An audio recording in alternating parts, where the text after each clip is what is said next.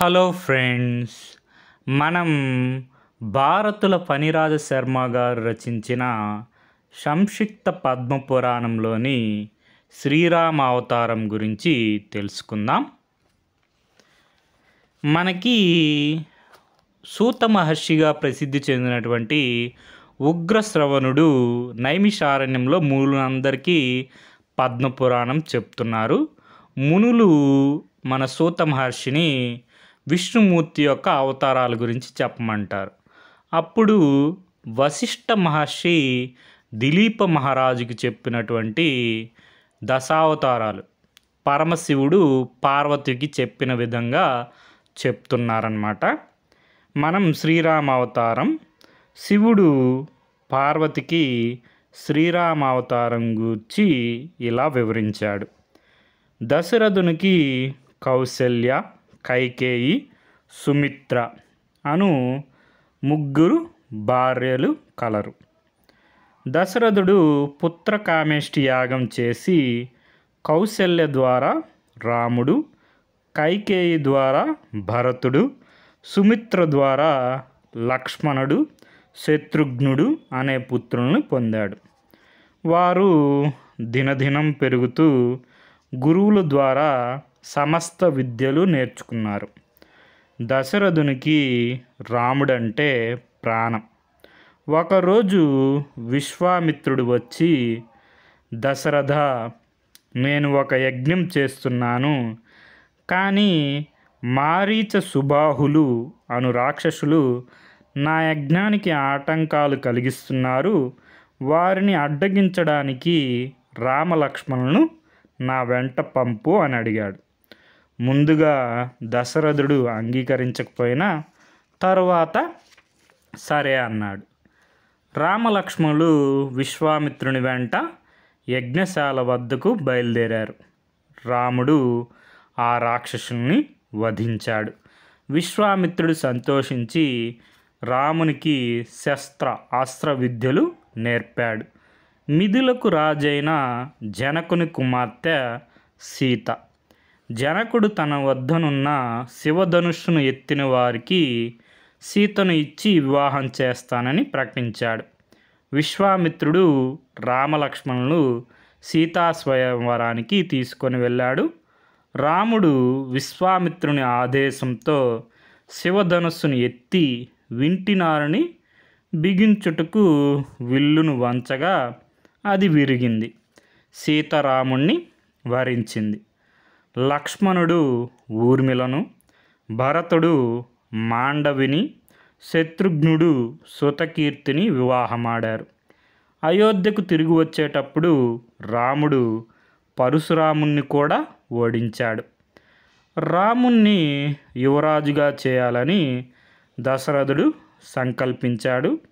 కైకేయి వద్ద మందర అనే పరిచారిక ఉంది.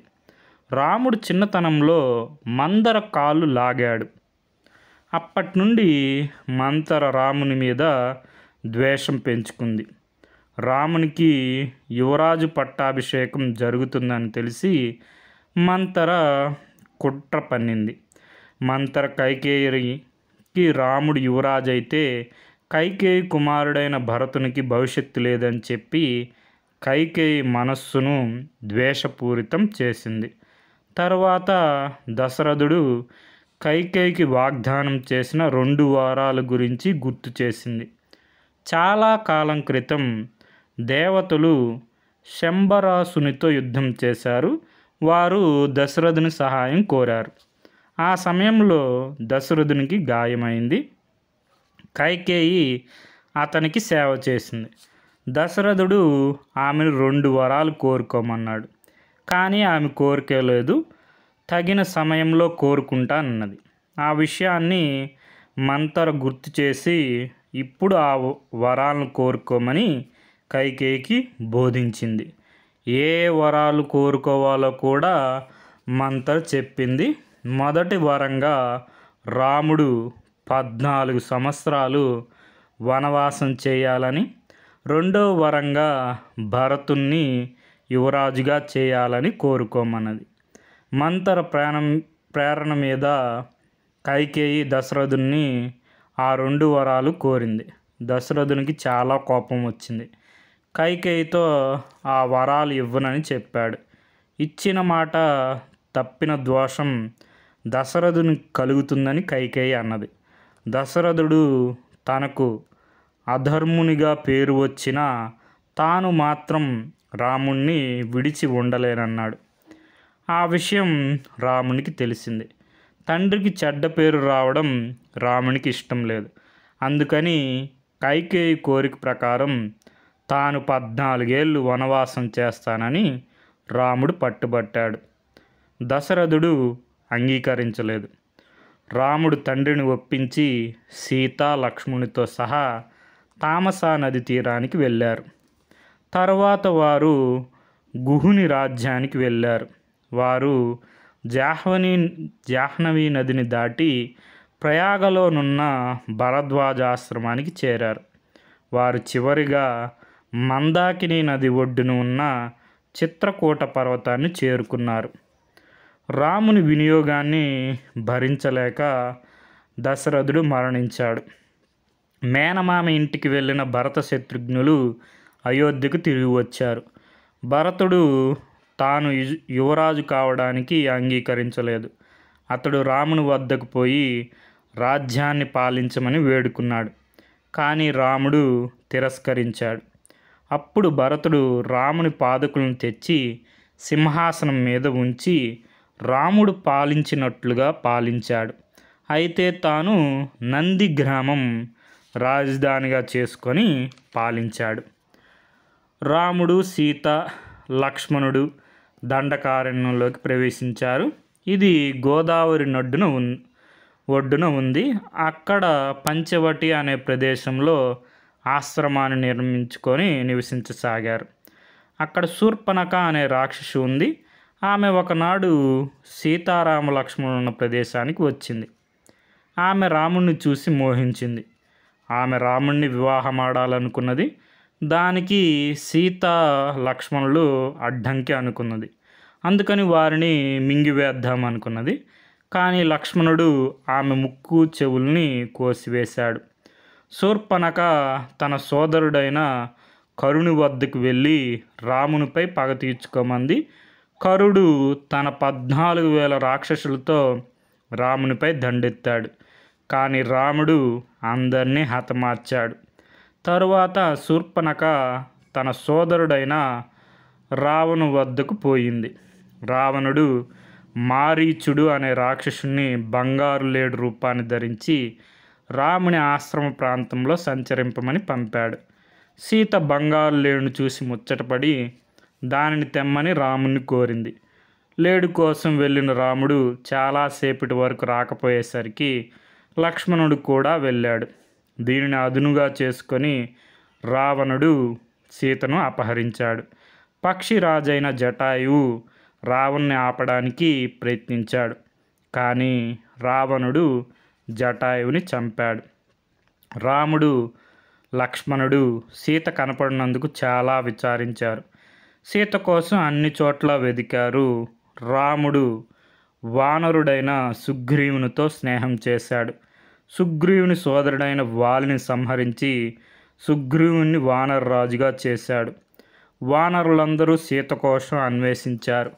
దక్షిణ దిశగా వెళ్ళిన వానరులకు సీత లంకలో ఉందని తెలిసింది.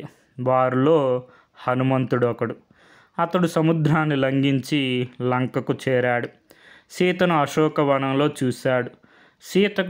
సీతకు తనను పరిచయం చేసుకొని రామునితో కూడా వస్తానని చెప్పాడు. హనుమంతుడు తిరిగి వెళ్తూ లంకను నాశనం చేశాడు. కానీ ఇంద్రజిత్తు అతన్ని బంధించి రావణు వద్దకు తీసుకొని వచ్చాడు. రావణుడు హనుమంతుని తోకకు నిప్పు అంటించమని ఆజ్ఞాపించాడు. మండుతున్న తోకతో హనుమంతుడు లంకా దహనం చేశాడు. హనుమంతుడు తిరిగి రాముని వద్దకు చేరి సీతను కనుగొన్న వార్తను తెలియజేశాడు. రాముడు, లక్ష్మణుడు వానర సైన్యంతో సముద్ర తీరానికి చేరారు. లంకకు సేతువుని నిర్మించారు. రాక్షసులతో యుద్ధం చేశారు. రాముడు రావణుని సోదరుడైన కుంభకర్ణుని హతమార్చాడు. లక్ష్మణుడు ఇంద్రజిత్తుని సంహరించాడు. రాముడు రావణుని బ్రహ్మాస్త్రంతో హతమార్చాడు. సనక సనందుల శాపం పొందిన జైవిజయులు రెండవ జన్మలో రావణుడు కుంభకర్ణుడిగా జన్మించి విష్ణువు చేతిలో మరణించారు. రాముడు లంకకు విభూషణ్ణి రాజుగా నియమించాడు. రాముడు తిరిగి అయోధ్యకు వెళ్ళాలనుకున్నాడు. విభీషణుడు రామునికి పుష్పక విమానాన్ని తనకు గుర్తుగా ఇచ్చాడు. రామలక్ష్మణులు, సీత, హనుమంతుడు, సుగ్రీవుడు పుష్పక విమానం ఎక్కి అయోధ్యకు బయలుదేరారు. ఆకాశ మార్గం ప్రయాణిస్తూ పైనుండి భూమి యొక్క అందాన్ని చూశారు. రాముడు సీతకు ముఖ్యమైన ప్రదేశాల గురించి వివరించాడు. విమానం అయోధ్య నగరానికి సమీపంలో ఉన్నది. విమానం నంది గ్రామం దగ్గరికి రాగానే రామునికి అక్కడ భరతుడు కనిపించాడు. రామునికి భరతుడు అయోధ్యలో లేడనే విషయం అర్థమైంది. రామునికి భరతుడు లేనిదే అయోధ్యకు వెళ్ళడం ఇష్టం లేదు. అందుకని విమానంను నంది గ్రామంలోనే దింపాడు. శ్రీరాముడు హనుమంతుణ్ణి భరతుని వద్దకు వెళ్ళి తన రాకను తెలియపరచమన్నాడు. హనుమంతుడు భరతుని వద్దకు వెళ్ళాడు. భరతుడు రాముడు లేని అయోధ్యలో ఉండనని అయోధ్యకు సమీపంలో గల నంది గ్రామంలో ఉంటూ రాజ్యాన్ని పాలిస్తున్నాడు. తాను మాత్రం మునివలే తపస్సు చేసుకుంటూ కందమూలాలు తింటూ నీరసించిపోయాడు. హనుమంతుడు భరతుని పర్ణశాలలో చేరి భరతునితో రాముడు వచ్చాడు, నీ కోసం ఎదురు చూస్తున్నాడు అని చెప్పాడు. భరతుని హృదయం ఆనందంతో ఉప్పొంగింది. ఆనందకరమైన వార్త తెచ్చినందుకు హనుమంతుణ్ణి అభినందించాడు. తర్వాత భరతుడు హనుమంతునితో కలిసి రాముని వద్దకు వెళ్ళాడు. రాముడు భరతుని చూచి విచారించాడు. పట్టు పీతాంబరాలు, ఆభరణాలు ధరించి పరిచారకులకు సేవిస్తుంటే రాజభోగాలు అనుభవించాల్సిన భరతుడు నార వస్త్రాలు ధరించి వస్తుంటే రాముని హృదయం ద్రవించింది. భరతుడు కూడా రాముని చూసి తనను తాను తిట్టుకున్నాడు. అయోధ్యను పాలించాల్సిన రాముడు అడవికి వెళ్ళి ఇన్ని కష్టాలు పడడానికి తానే కారణమని బాధపడ్డాడు. భరతుడు రాముని సమీపించి అతని పాదాలపై పడి, ప్రభు, నన్ను క్షమించు, నీకు ఈ దురవస్థ కలగడానికి నేనే కారణం, నేను పాపాత్ముణ్ణి అన్నాడు. రాముడు భరతుని లేపి హత్తుకున్నాడు. అతని క్షేమ సమాచారాలు అడిగాడు. రాముడు భరతునితో, భరత, నేను వనవాసం నా ఇష్ట ప్రకారం చేశాను. ఇది నీ తప్పు కాదు. నా దురదృష్టానికి నీవు కారణం కాదు. దానికోసం నిన్ను నువ్వు తిట్టుకోవద్దు అని భరతుని ఓదార్చాడు. తర్వాత అందరూ కలిసి పుష్పక విమానంపై అయోధ్యకు చేరాడు. రాముడు అయోధ్యకు వచ్చాడని సుమంతుడు అందరికీ చెప్పాడు. అయోధ్య నగరవాసులు శ్రీరాముణ్ణి ఆహ్వానించడానికి సిద్ధమయ్యారు. వారంతా ఆనందంతో నృత్యం చేశారు. అయోధ్య నగరాన్ని రంగురంగుల దీపాలతో అలంకరించారు. పుష్పక విమానం నుండి సీతారాములు దిగగానే వారిని పల్లక మీద నగరానికి తీసుకువచ్చారు. దారి వెంబడి అయోధ్యవాసులు రాముడికి దండాలు పెట్టారు. రాముడు చెయ్యెత్తి వారికి అభినందనలు తెలిపాడు. రాముడు ముందుగా కైకేయిని కలిశాడు. రాముడు వనవాసం వెళ్ళడానికి కైకేయే కారణం. ఆమె దురాశ వలన రాముడు వనవాసం వెళ్ళాడు. భర్త దశరథుడు చనిపోయాడు. కొడుకు భరతుడు ఆమెను తిట్టి దూరంగా వెళ్ళాడు. కైకేయి తన తప్పు తెలుసుకుంది. కానీ జరగవలసిన నష్టం జరిగిపోయింది. అందువలన ఆమె రోజు దుఃఖిస్తుంది. అందుకని రాముడు ముందుగా కైకేయిని కలిసి ఆమెను ఓదార్చాడు. తర్వాత సుమిత్రుని కలిసి ఆశీస్సులు అందుకున్నాడు. చివరకు కన్న తల్లి కౌసల్యను కలిశాడు. కౌసల్య రాముని కోసం కళ్ళు కాయలు కాచేటట్లు ఎదురు చూస్తూ ఉంది. ఆమె రాముని చూసి ఆనందించింది. ఆమెకు పోయిన ప్రాణం మరలా వచ్చినట్లయింది. కౌసల్య రాముణ్ణి, సీతను, లక్ష్మణ్ణి, భరతుణ్ణి ఆశీర్వదించింది. తర్వాత ఆస్థాన జ్యోతిష్య పండితులను పిలిపించి రామ పట్టాభిషేకంకి ముహూర్తం పెట్టమన్నది. ఒక శుభముహూర్తాన రాముడు అయోధ్యకు రాజయ్యాడు. అతని పాలనలో ప్రజలు సుఖ సంతోషాలతో జీవించారు. కొంతకాలం తర్వాత రాముని రాజ్యంలో కొందరు మూర్ఖులు సీతశీలంపై అపనిందలు వేసి వాటిని ప్రచారం చేశారు. సీత రావణుడి వద్ద ఎంతో కాలం ఉంటే రావణుడు వంటి దుర్మార్గుడు ఆమెను పవిత్రంగా చూస్తాడా? ఖచ్చితంగా అపవిత్రం చేసి ఉంటాడు.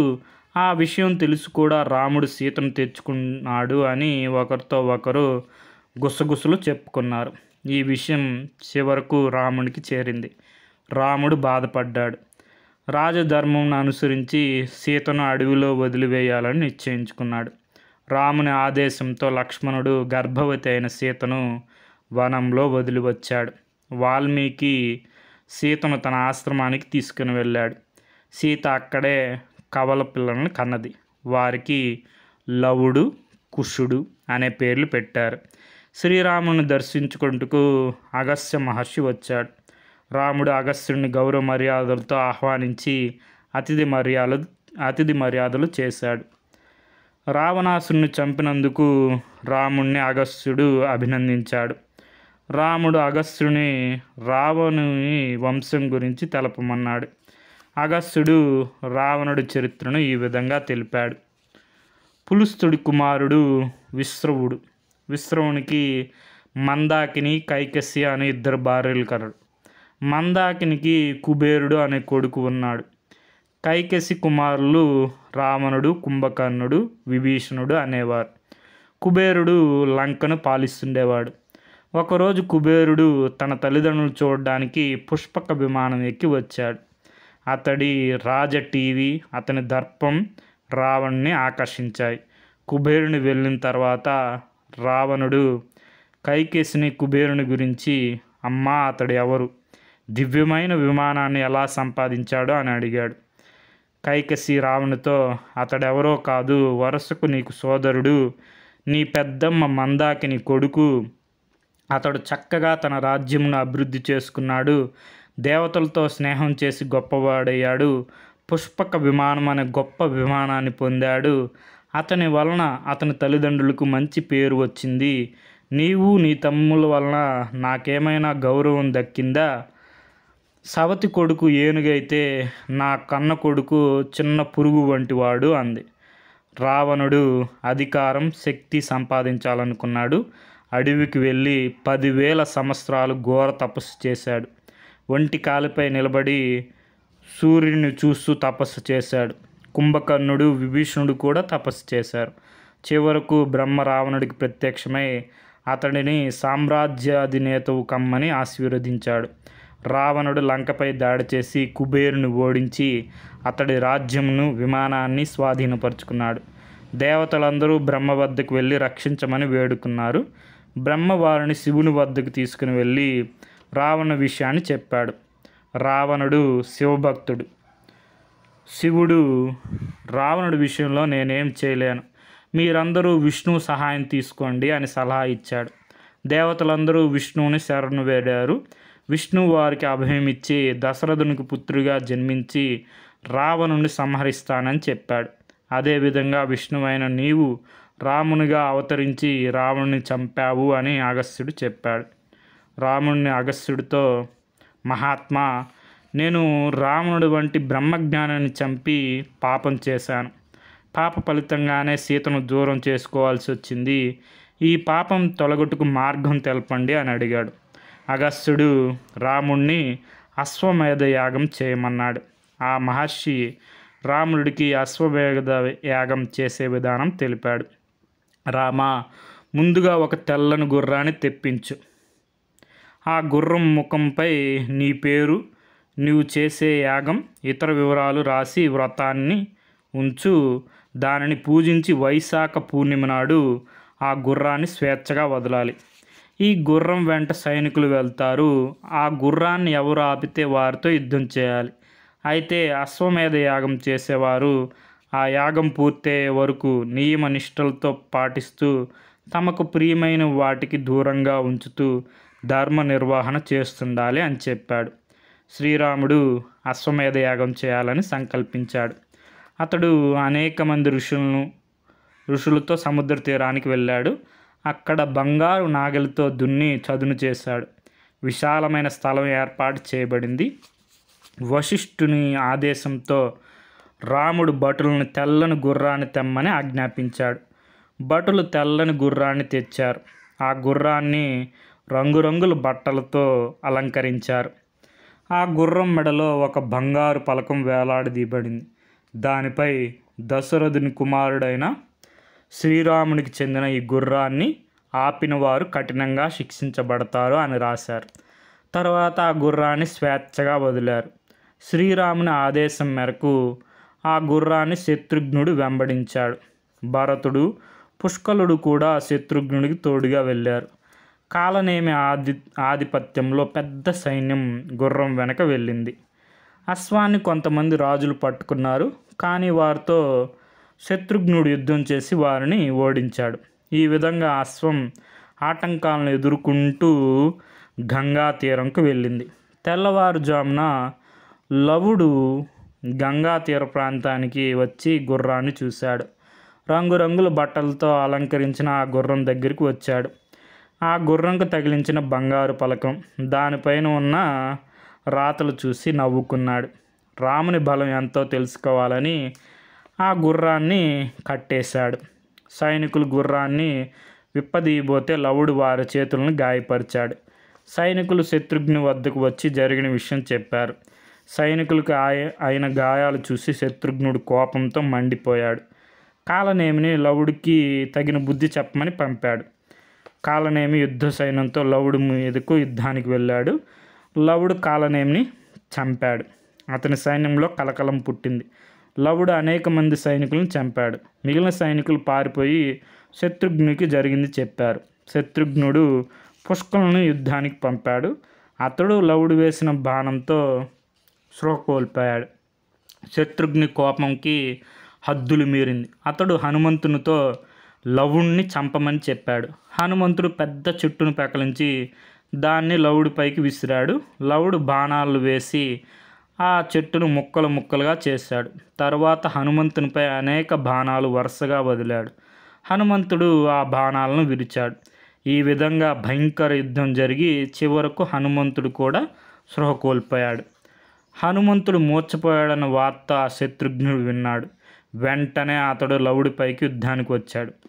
కానీ లవుడిని చూసి ఆశ్చర్యపోయాడు. ఈ బాలకునితో యుద్ధమా అని ఆలోచించాడు. అతడు లవుణ్ణి, ఓ సాహస బాలుడా, నీవెవరు, నీ తల్లిదండ్రులు ఎవరు అని అడిగాడు. లవుడు, నాతో యుద్ధం చేయుటకు బెదిరి నా తల్లిదండ్రుల వివరాలు అడుగుతున్నావా? వారితో మాట్లాడి ఒప్పించి నీ గుర్రాన్ని తీసుకొని వెళ్తావా? ధైర్యం ఉంటే నాతో యుద్ధం చేసి నన్ను గెలువు, లేదా పారిపోయి ప్రాణాలు దక్కించుకో అన్నాడు. లవుని మాటలు విని శత్రుఘ్నికి కోపం వచ్చింది. అతడు లవునితో యుద్ధానికి సిద్ధమయ్యాడు. శత్రుఘ్నుడు ప్రయోగించిన బాణాలేవి లవుడిని బాధించలేకపోయాయి. చివరకు శత్రుఘ్నుడు శక్తివంతమైన అస్త్రాన్ని లవుడిపై వేశాడు. లవుడు స్పృహ కోల్పోయి కింద పడ్డాడు. లవుని సహచరులు పరిగెత్తుకుంటూ ఆశ్రమానికి వెళ్ళి జరిగిన విషయమంతా సీతాదేవికి చెప్పారు. వెంటనే కుశుడు యుద్ధరంగానికి వేగంగా వచ్చాడు. ఆ సమయంలో శత్రువులు మూర్ఛలను లవుడిని బంధించి తీసుకొని పోతున్నారు. కుశుడిని ఆపి తన బాణాలతో అడ్డుకున్నాడు. శ్రీరామ సైన్యం కుశుని అస్త్ర విన్యాసంతో అల్లాడిపోయింది. అంతలో లవుడికి స్పృహ వచ్చింది. కుశుడు శత్రు సైన్యాన్ని చీల్చి చెండాడుతున్నాడు. లవుడు నూతన ఉత్సాహాన్ని పొందాడు. లవకుశులు ఇద్దరూ విజృంభించారు. వారి వలన యుద్ధవీరులు ఎందరో మరణించారు. కొందరు గాయపడ్డారు. శత్రుఘ్నుడు కూడా గాయపడ్డాడు, మూర్ఛపోయాడు. లవకుశులు వానరులైన సుగ్రీవ, హనుమంతులను బంధించి సీత వద్దకు తెచ్చారు. సీత వారిని గుర్తించి వెంటనే విడిపించింది. అంతేకాక ఆమె ఆదేశంతో అశ్వంను పట్టుబడిన వీరులను వదిలేశారు. సీత మరణించిన సైనికులందరూ తిరిగి జీవించాలి అని ప్రార్థించింది. యుద్ధంలో చనిపోయిన సైనికులు తిరిగి బతికారు. శత్రుఘ్నుడు మూర్ఛ నుండి తేరుకున్నాడు. శత్రుఘ్నుడు అయోధ్యకు బయలుదేరాడు. సుమతి వివిధ రాజులు ఇచ్చిన బహుమతులను, ధనకనక వస్తువులను బండల్లో జాగ్రత్తపరిచాడు. ఓడిపోయిన రాజులు వారి సైన్యంతో సహా శ్రీరాముని సైన్యం అయోధ్యకు బయలుదేరింది. ఈ విషయం తెలిసి శ్రీరాముడు లక్ష్మణుని పంపాడు. లక్ష్మణుడు సైన్యానికి ఎదురెళ్ళి వారి సాహసాన్ని మెచ్చుకొని అందరినీ తగిన రీతిలో సత్కరించాడు. శ్రీరాముడు సుమతిని, అశ్వం వెంట వెళ్ళిన వారు ఏ అనుభవాలు పొందారు అని అడిగాడు. సుమతి సమధుడు, సత్యవానుడు, దమనుడు, సురతుడు, సాబహుడు మొదలైన కొందరు రాజులు యాగాశ్వాన్ని ఆపారు. వారిని అందరినీ ఓడించి వారి రాజ్యాలను స్వాధీనం చేసుకున్నాము. చివరకు గంగా తీరం ప్రాంతంలో 2 మునికుమారులు అశ్వంను పట్టుకున్నారు. వారి చేతిలో మన సైన్యం దెబ్బతిన్నది. మహావీరులందరూ మట్టి కరిచారు. మరి ఏం జరిగిందో తెలియదు, కానీ వారు పట్టుకున్న అశ్వంను వదిలేశారు. చనిపోయారనుకున్న సైనికులు లేచి నిలబడ్డారు. గాయపడిన వారు ఆరోగ్యవంతులయ్యారు. కానీ మహారాజా, ఆ బాలురు ఎవరో కానీ మహావీరులు.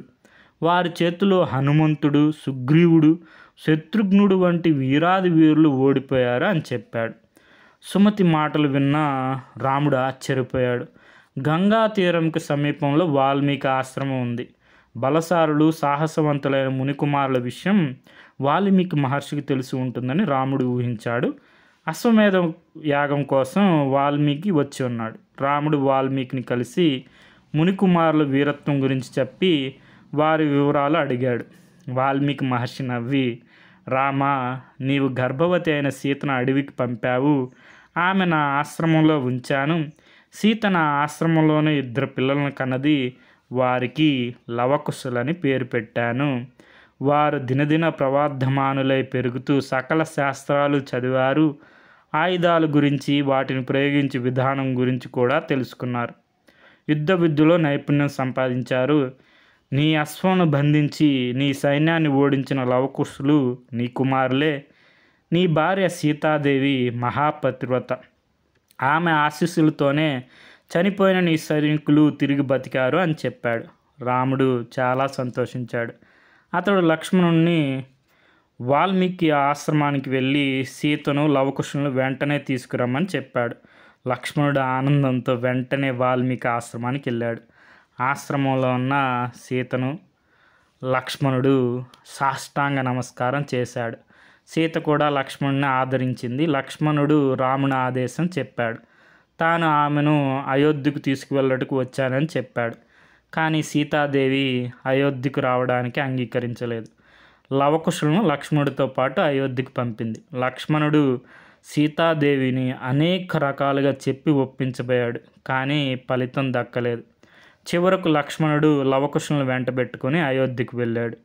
రాముడు సీతను తెమ్మని మరలా లక్ష్మణుడు వాల్మీకి ఆశ్రమానికి పంపాడు. వాల్మీకి ఆదేశంతో లవకుశులు రామాయణ గాథను గానం చేశారు. దాన్ని విన్న వారంతా ముగ్ధులయ్యారు. రాముడు వారిని తన ఒడిలో కూర్చుండబెట్టుకున్నాడు. తర్వాత రాముడు అశ్వమేధ యాగాన్ని ప్రారంభించాడు. సరయూ నది జలాన్ని తెచ్చి యజ్ఞకుండంలో చల్లారు. తర్వాత వేద మంత్రాలతో యాగం చేశారు. ఆ సమయంలో రాముని చేయి తగిలి యాగాశ్వం దివ్య రూపునిగా మారింది. అతడు రాముడికి నమస్కరించి, దేవా, నేను ఒక గంధర్వుడిని. దుర్వాసముని శాపం వలన అశ్వంగా మారాను. నేను ఆయన్ని ప్రార్థించగా ఆ ముని రాముని చేతి స్పర్శ వలన నీవు శాప విమోచనం పొందుతామని చెప్పాడు. అదేవిధంగా నేడు నీ దయ వలన నాకు శాప విమోచనం జరిగింది. నేను ధన్యుడిని అయ్యాను అని రాముని వద్ద సెలవు తీసుకొని వెళ్ళిపోయాడు. లక్ష్మణుడు పట్టుబట్టి బతిమాలి చిట్ట చివరకు సీతను ఒప్పించి రాముని వద్దకు తెచ్చాడు. రాముడు సీతను చూసి సంతోషించాడు. అతని కళ్ళ వెంట ఆనంద బాష్పాలు రాలాయి. సీత రాముని చూసి చాలా సంతోషించింది. మునులు సీత పాతివ్రత్యాన్ని గూర్చి పొగిడారు. వాల్మీకి రామునితో, రామా, సీత మహాసాధ్వి, ధర్మవర్తునురాలు, గొప్ప పతివ్రత అన్నాడు. రాముడు వాల్మీకితో, మహర్షి, సీత పతివ్రత అనే విషయం నాకు తెలుసు, కానీ రాజ్యంలోని కొందరు మూర్ఖులకి తెలియదు. సాధారణ ప్రజలకు కూడా ఆమె ధర్మమూర్తి అనే విషయం తెలియడానికి ఏదో ఒక పరీక్ష పెట్టాలి అన్నాడు. సీత రాముని మాటలు విని బాధపడింది. ఆమె, ఓ పృథ్వీమాత, నేను నా భర్త అయిన రాముని తప్ప మరే ఇతర పురుషుని నా ఆలోచనలో కూడా దరికి రాని దానినైతే నీవు నన్ను తీసుకొని వెళ్ళు అన్నది. సీత మాటలు పూర్తి కాకుండానే భూమి 2గా చీలి సీత భూమి లోపలకు పడిపోయింది. భూమి మరలా యథాప్రకారంగా మారింది. అందరూ హాహాకారాలు చేశారు. రాముడు ఏడ్చేశాడు. తరువాత తనకు సీతతో కలిసి ఉండే రాత లేదు అనుకున్నాడు. కొన్ని వేల సంవత్సరాలు రాజ్యాన్ని పాలించాడు. కొంతకాలానికి కౌశల్య, సుమిత్ర, కైకేయి చనిపోయారు. రాముడికి తన అవతారం చాలించాల్సిన సమయం వచ్చింది. ఈ విషయం తెలిసి లక్ష్మణుడు సరయూ నదిలో మునిగి మాయమయ్యాడు. కొంతకాలం తర్వాత రాముడు రాజ్యాన్ని 2 భాగాలుగా చేసి ద్వారవటికి లవుణ్ణి, కుశవటికి కుశుణ్ణి రాజులుగా చేశాడు. తర్వాత శ్రీరాముడు సరయూ నదిలో ప్రవేశించి తన అవతారాన్ని చాలించాడు. ఈ విధంగా శ్రీరామ అవతారం గురించి పరమశివుడు పార్వతీదేవిగా చెప్పాడు. ఆ విషయాన్ని వశిష్ఠ మహర్షి దిలీప మహారాజుకి చెప్పాడు. ఆ విషయాన్ని ఉగ్రశ్రవసుడు అనే సూత మహర్షి మునులకి నైమిషారణ్యంలో చెప్పారనమాట. మనకి ఇది రామాయణం. మనకి దీనికి సంబంధించిన కొన్ని క్వశ్చన్స్ చూద్దాం. రామాయణంలో దేవర్షి అని ఎవరిని పిలుస్తారు? నారద మహర్షి దేవర్షి అనమాట. వాల్మీకి మహర్షి, విశ్వామిత్రుడు, వశిష్ఠులు వారు బ్రహ్మర్షులు అనమాట. తర్వాత దశరథ మహారాజు తండ్రి పేరు ఏంటంటే అజాతుడు. తర్వాత మనకి దశరథ మహారాజు అంటే మనకి సూర్యవంశం, ఇక్ష్వాకు వంశం. మనకి అజాతుడు దశరథ మహారాజు గారు తండ్రి గారు అనమాట. తర్వాత అగస్త్య మహాముని సలహా మేరకు రాముడు ఏ ప్రదేశంలో ఆశ్రమం నిర్మించుకొని నివసించడం ప్రారంభించారంటే పంచవటి. ఇది గోదావరి నది తీరంలో ఉంది. తర్వాత జనక మహారాజు తమ్ముడి పేరు మనకి కుశధ్వజుడు. మనకి ఊర్మిళాదేవి మనకి జనక మహారాజు కుమార్తె అనమాట. సీతాదేవి కూడా. మిగిలిన మాండవి, శృతకీర్తి కుశధ్వజుని యొక్క కుమార్తెలు. తర్వాత రాముడు ధర్మావతారం. రామో విగ్రహాన్ ధర్మ అని ఎవరు చెప్పారంటే మారీచుడు చెప్తాడు రావణాసురుడితో. అయోధ్య ఏ నది ఒడ్డునుందంటే సరయూ నది ఒడ్డునుంది. తర్వాత రామాయణంలో ఏ కాండంలో సంపాతి ఎవరు? మన జటాయు యొక్క సోదరుడు అనమాట. తన గత వృత్తానికి వానలకి ఎప్పుడు వివరిస్తాడంటే కిష్కింధ కాండలో. సంపాతే మనకు చెప్తాడు లంకలో సీతాదేవి ఉంది అని చెప్పి వానరులకి. దశరథుని పుత్రకామేష్టి యాగం జరిపించిన మహర్షి ఎవరంటే ఋష్యశృంగ మహర్షి. తర్వాత మనకి రాముడికి ఆదిత్య హృదయం సూత్రాన్ని ఉపదేశించింది అగస్త్య మహర్షి. మనకి యుద్ధకాండలో యుద్ధం జరుగుతున్నప్పుడు అగస్త్య మహర్షి వచ్చి మనకి శ్రీరాముల వారికి ఆదిత్య హృదయాన్ని చెప్తారనమాట. విశ్వామిత్రుడిని ఇలా కూడా పిలుస్తారంటే మనకి గాధేయుడు, గాది యొక్క కుమారుడు కాబట్టి విశ్వామిత్రుడిని గాధేయుడు అని పిలుస్తారు. నెక్స్ట్ విశ్వామిత్రుడిని కౌశికుడు అని కూడా పిలుస్తారు, ఎందుకంటే కుషి వంశంలో చెందినవాడు కాబట్టి. తర్వాత ఇక్ష్వాకు రాజవంశం, సూర్యవంశాన్ని స్థాపించింది ఎవరంటే ఇక్ష్వాకుయే. తర్వాత జనస్థానంలో రాక్షస నాయకులు ఎవరంటే కరదూషణులు. మనకి చెప్పుకున్నాం కదా, కరుడు, దూషణుడు. కరుడు మనకి శూర్పణ యొక్క సోదరుడు అనమాట. 14,000 మందితో వెళ్ళి రాముడి పైన యుద్ధానికి వెళ్తారు. రాముడు ఆ 14,000 మందిని సంహరిస్తాడు. తర్వాత మనకి కౌశల్య, సుప్రజ, రామ అని శ్రీరాముని మేల్కొల్పు పాడిన వారు ఎవరంటే విశ్వామిత్రుడు మహర్షి. తర్వాత మనకి హనుమంతుని చేతిలో హతమైన రావణ కుమారుడు అక్షయ్ కుమారుడు. మనకి మన ఆంజనేయ స్వామి లంకకి వెళ్ళినప్పుడు అక్కడ అశోకవనంలో వీళ్ళు హనుమంతుల వారిని పట్టుకోవాలని చూస్తారు. అప్పుడు అక్షయ్ కుమార్ని హనుమంతుల వారు సంహరిస్తారనమాట. తర్వాత శత్రుఘ్ని తల్లి పేరు సుమిత్ర, చూసాం కదా మనం. కైకేయికి భరతుడు, కౌశల్యాదేవికి శ్రీరాముల వారు, సుమిత్రాదేవికి శత్రుఘ్నుడు, తర్వాత వచ్చి లక్ష్మణుల వారు జన్మిస్తారు. జనకుని సోదరుని పేరు ఏంటంటే కుశధ్వజుడు. ఇవి స్క్రీనింగ్ టెస్ట్లో వచ్చింది, ఇవే మెయిన్స్లో కూడా రిపీట్ అయినాయి అనమాట. అయోధ్య ఏ నది పక్కన ఉందంటే సరయూ నది పక్కన ఉంది. రామాయణం యొక్క భాగాల్ని ఏమంటారు? కాండములు అంటారు. మనకి 7 కాండములు ఉంటాయి. 7 కాండములు చూసుకోండి. బాలకాండ తర్వాత మనకి